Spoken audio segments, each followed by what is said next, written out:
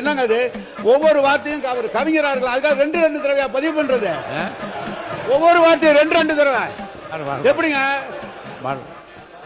அமைச்சர்? நீங்க ஒரு ரெண்டு வரியா பதிவு பண்ணா எத்தனை மணிக்கு இது முடிக்கிறது?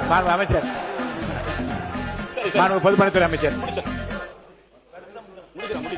மாண்புமிகு பேரவைத் தலைவர்களே, பொதுவாக மானிய கோரிக்கை முன்பு ஒரு அறிமுக உரையை அவர் கொடுப்பாங்க எல்லா அமைச்சர்களும். இன்னைக்கு காலையில அண்ணன் நேரு அண்ணன் அவருடைய பேச்சு நான் எழுதி வச்சிருக்கேன். 4 நிமிடம் 10 செகண்ட் அவருடைய தலைவரை பத்தியும் அவருடைய சட்டமன்ற தலைவரை பத்தி மட்டும்தான் பேசுனீங்க. மானிய கோரிக்கை பத்தி நீங்க பேசவே இல்லை. அதாவது ஒரு உறுப்பினர் துணைத் தலைவரா இருக்கிற நீங்க ஒரு மானிய கோரிக்கை பத்தி பேசும்போது 4 நிமிஷம் 10 செகண்ட் சொல்லும் போது ஒரு அமைச்சர் 59 வருஷ கனவை அவர் சொல்லிட்டு இருக்காரு. அது திமுக பத்தி அவர் எதுவுமே பேசல, திட்டவும் இல்ல. இது அவருடைய உரிமை. அதை வந்து நீங்க 4 நிமிஷம் பேசும்போது கேட்டோம்ல, உங்களுடைய தலைவர் வந்துருவாரு, உங்களுடைய சின்ன தளபதி ஆட்சி பிடிப்பாரு, நீங்க காலையில நீங்க சொல்லிட்டு இருந்தீங்க. நாங்க அதெல்லாம் பொறுமையா கேட்கறோம்ல.